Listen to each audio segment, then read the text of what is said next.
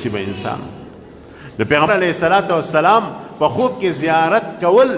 دا د ډېرو قرباتو سبب دی، د دین ته د نزدېکت سبب دی. نو د کتاب الشفا چې دا د پیغمبر علیه السلام په ژوند یو کتاب لیکلی شوی د دې یو خاصیت دا دی وي دا چې څوک ګوري اکثر ورته په خوب کې د پیغمبر علیه السلام زیارت نصیب شوی.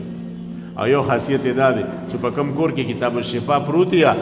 نو هغه کور ته غل نشي راتللی، هغه کور به په امان کې یا الله به په امان کې ساتي. او یو خاصیت یې دا دی چې دا کتاب الشفا چې کله یو کس بیماری او د تلې په یو چابلي کې واچوي او د تلې په بلې چابلي کې د ورسره اوبه وتللی او دغه اوبه د یو مریض له ورکړئ، هغه مریض به الله تعالی شفایي یاف کړي. ما دا خبره چې یو کتاب کې وکته، یو ډېر لوی محدث دی علامه عبدالحی کتانی رحمه الله، زموږ د استادان په دوه واسطو زما استاذ دی او د ډېرو علماو به استازي، او هغه د سپین د علاقې او د اندلس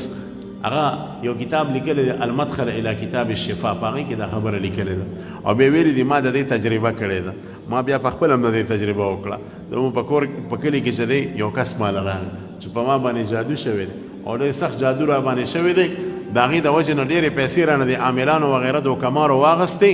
جیب مې خالي دی خو ټیک نه شوم. نو ما له څه وکړه، ما زه خو عامل نیم په دې فن خو زه نه پوهېږم او د دې دغه طریقو نه هم نیم خبر، خو زه الله به خیر کړي. ما له بله طریقه داسې ډېره نه راتله، دم درود مې وله وکړو، بیا مې وله دغه د اوبو بوتل د کتاب الشفا سره وتلو. تاسو په خدای یقین وکړئ چې الله تعالی هغه انسان له د سحر او د جادو نه شفا ورکړه او د هغې نه پس بلکل ټیک ټاک شو. بیا ما ته وایي چې ستا فیس څونه دی، څو زره روپۍ درکړم؟ ما یې زما هېڅ فیس نشته، ما ته صرف دعا کوه، ما ته صرف دعا کوه، دا د ما څه برکت نه دی، دا د کتاب الشفا چې د رسول الله صلی الله علیه وسلم حالات شمایل د هغې زندګي او ژوند مبارک پکې چې کوم دی ذکر شوی.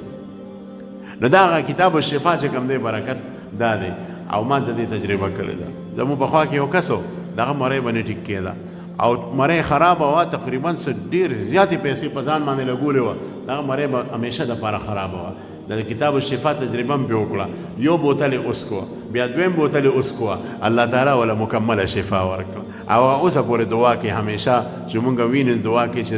دا زبردستې طریقې سره چې کوم دی زه ټیک شوم، بله طریقه زمانه وه.